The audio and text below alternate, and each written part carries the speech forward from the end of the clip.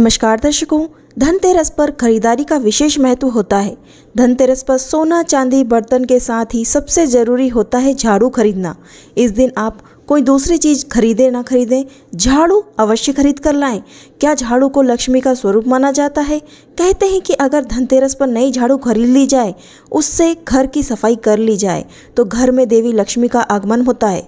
लेकिन इसका मतलब यह नहीं है कि आप कैसी भी झाड़ू खरीद कर ले आएँ। धनतेरस के दिन खरीदारी की गई झाड़ू का विशेष महत्व होता है, लेकिन झाड़ू खरीदने से पहले कुछ विशेष बातें जान लेना जरूरी है। धनतेरस के दिन खरीदी गई झाड़ू का विशेष ही महत्व होता है, लेकिन झाड़ू खरीदने से पहले कुछ विशेष बातें जानना बहुत ही जरूरी होता है, अन्यथा आपकी छोटी से छोटी गलती भी आपको बर्बाद कर सकती है। जान लेते हैं झाड़ू खरीदने से पहले कौन सी विशेष बातों का ध्यान रखना चाहिए। यूँ तो बाज़ारों में धनतेरस के दिन कई तरीके की झाड़ू मिलती हैं, प्लास्टिक तक की झाड़ू मिलने लगी है आजकल। लेकिन इन दिनों सीकों वाली झाड़ू और फूल वाली झाड़ू का अधिक महत्व बताया जाता है। लेकिन इन्हें खरीदते वक्त आप ध्यान रखें कि झाड़ू हमेशा घनी होनी चाहिए, यानी पतली सी झाड़ू ना खरीदें आप। मान्यता है कि झाड़ू जितनी घनी होती है, आपके घर में सकारात्मक प्रभाव उतना ही अधिक पड़ता है। ध्यान रखने योग्य बात यह है कि हल्की झाड़ू बिल्कुल ना खरीदें। वहीं अगर आप धनतेरस के दिन सीकों वाली झाड़ू खरीदते हैं तो इस बात का विशेष ध्यान रखें कि उसकी सीक टूटी फूटी ना हो, यानी बिल्कुल लंबी सीकें हों। बिल्कुल नई झाड़ू आप खरीदें, क्योंकि ऐसी झाड़ू को खंडित माना जाता है जिसकी सीकें टूटी हुई हों। आप विशेष ध्यान रखें इस बात का। और एक बात और, अगर आपके घर में पुरानी झाड़ू पड़ी है तो धनतेरस के दिन से आप एक दिन पहले तक उसे तुरंत बाहर निकाल दें। धनतेरस के दिन आप उस झाड़ू को ना रखें। पुरानी टूटी फूटी झाड़ू भी धनतेरस के दिन घर में नहीं रखी जाती है। ध्यान रखें, झाड़ू को ऐसी जगह पर फेंक दें जहां किसी के पैर ना पड़े और उस पर कोई अपमान ना कर सके उसका। और नई झाड़ू को धनतेरस के दिन ही घर में अंदर लाएं।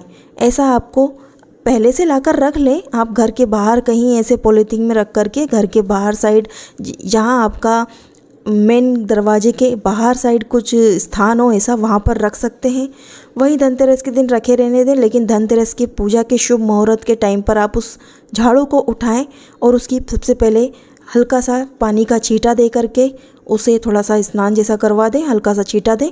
उसके बाद उसकी पूजन करें। उसके बाद आप उससे हल्की सी मंदिर के बाहर झाड़ू लगाएं अपने घर के, फिर आप उसका इस्तेमाल करना चालू कर दें।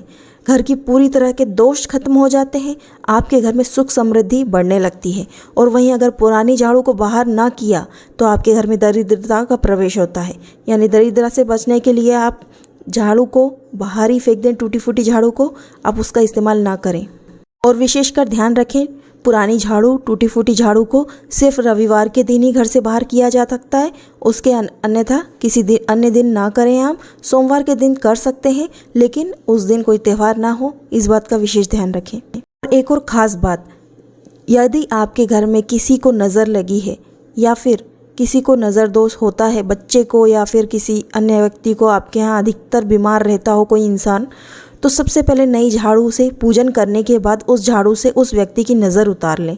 उस व्यक्ति को कभी भी ज़िंदगी में कोई दुख, कष्ट और शारीरिक कमजोरी या शारीरिक बीमारी कोई भी घेरेगी नहीं, ना ही उसे मानसिक तनाव होगा, क्योंकि ये सब नज़र दोष के कारण होता है।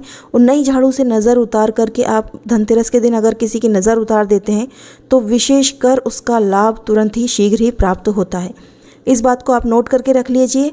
और भी कई अधिक उपाय हमारे चैनल पर डले हुए, उन उपायों को भी अधिक सुनिएगा आप, क्योंकि आपके लिए हम लाभप्रद उपाय ही लाते हैं, फेक उपाय बिल्कुल नहीं बताते हैं। अधिकतर लोग हमारे कमेंट में रिप्लाई करके जाते हैं कि मैडम हमने ये उपाय किया और हमें इससे शीघ्र ही लाभ मिला है। आप अगर हमारे चैनल पर नए हैं तो चैनल को सब्सक्राइब जरूर कर लीजिएगा। इन वीडियो को अधिक से अधिक लोगों को भी भेजिए ताकि उनका भी थोड़ा सा फ़ायदा हो सके, आपके साथ साथ उनको भी फ़ायदा हो। आप हमारे चैनल पर नए हैं तो सब्सक्राइब जरूर कर लीजिएगा। मिलते हैं अगले वीडियो में। जय माता दी।